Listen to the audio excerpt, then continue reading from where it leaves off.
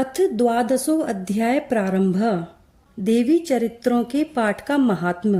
बिजली की रस्सी सदृश्य प्रभाव वाली सिंह के ऊपर स्थित भाला और ढाल लिए 8 कन्याओं से युक्त तथा हाथों में चक्र, गदा, तलवार, ढाल, बाण, धनुष, त्रिशूल लिए और धनुष की डोरी को तर्जना से बजाती हुई मस्तक पर चंद्रमा को धारण किए हुए ऐसी 3 आंखों वाली दुर्गा देवी का भजन करता हूँ। देवी बोली, जो मनुष्य एकाग्र मन से नित्य प्रति इस स्तोत्र दुर्गा सप्तशती से मेरी प्रार्थना करेंगे, उस समय की समस्त बाधाओं को मैं निश्चय ही समन कर देती हूँ। मधुकैटभ का विनाश, महिषासुर का घात और शुंभ निशुंभ के वध के चरित्र का कीर्तन करेंगे। जो कोई मनुष्य अष्टमी, चतुर्थी तथा दोनों पक्ष की नवमी को एकाग्र मन से मेरे इस महात्म्य को भक्ति सहित श्रवण करेंगे, उनके समस्त पाप तथा पापों से उत्पन्न आपत्ति दूर हो जाएगी।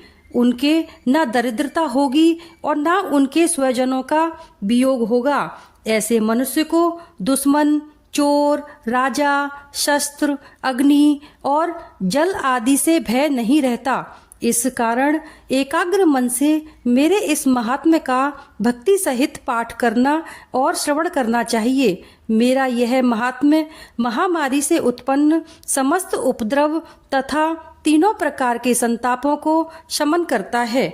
जिस स्थान पर भली प्रकार नित्य प्रति मेरे महात्म्य का पाठ किया जाता है, उस स्थान को मैं कदापि नहीं छोड़ती। मैं वहाँ सदा वास करती हूँ।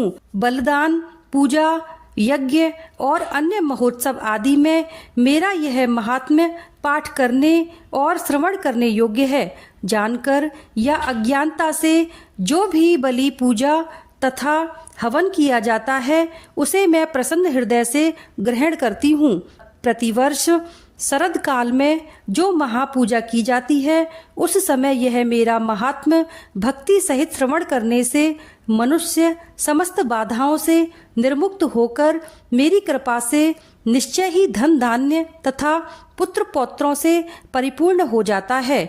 और जो मनुष्य मेरे इस महात्म्य तथा शुंभ उत्पत्तियों को और पराक्रम को श्रवण करते हैं, वे युद्ध में निर्भय हो जाते हैं, उसके शत्रु नष्ट हो जाते हैं तथा कल्याण प्राप्त हो जाता है और उसका वंश हमेशा प्रसन्न रहता है। जो मेरे महात्म्य को श्रवण करता है, शांति कर्मों में खोटे स्वप्न देखने पर भयंकर ग्रह पीड़ा में जो मनुष्य मेरे इस महात्म्य को सुनता है, उसके समस्त कष्ट शांत हो जाते हैं तथा दारुण ग्रह पीड़ाएं समन हो जाती हैं और खोटे स्वप्न भी अच्छे हो जाते हैं। यह मेरा महात्म्य बाल ग्रहों से ग्रस्त हुए बालकों को शांति देता है तथा परस्पर विरोध को मिटाकर मैत्री उत्पन्न करने वाला है।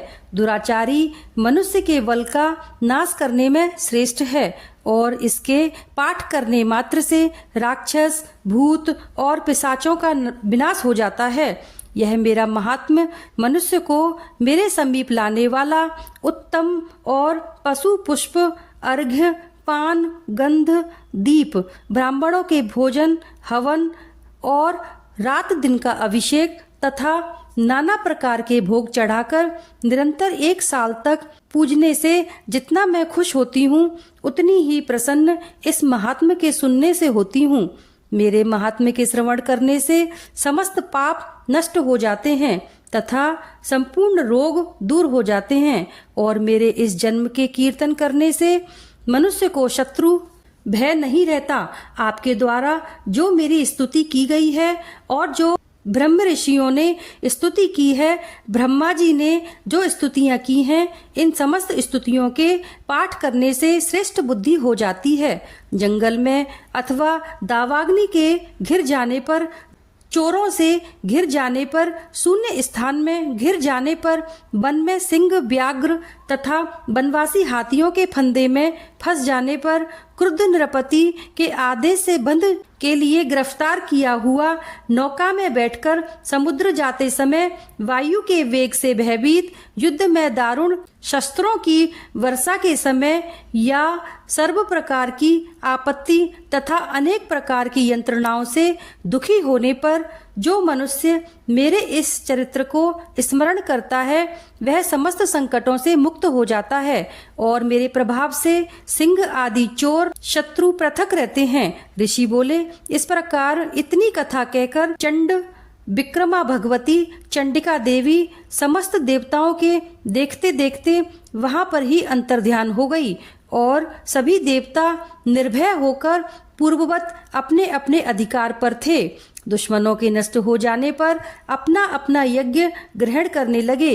युद्ध स्थल में देवी के द्वारा असुरों तथा शुंभ के नष्ट होने से अत्यंत पराक्रमी संसार विध्वंसक महाबली निशुंभ के मारे जाने से शेष सभी राक्षस पाताल में चले गए।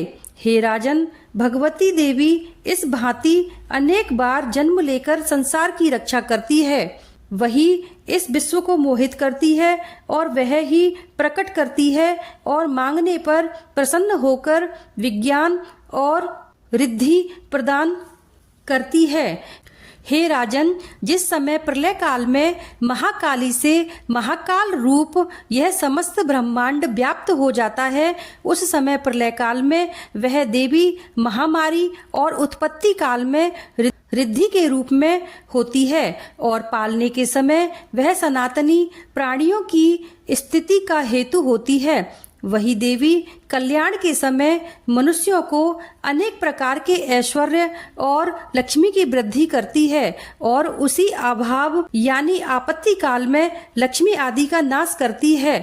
पुष्प, धूप, गंध आदि से पूजा करने तथा स्तुति करने पर वह देवी धन, पुत्र और धर्म में शुभमति को बढ़ाती है।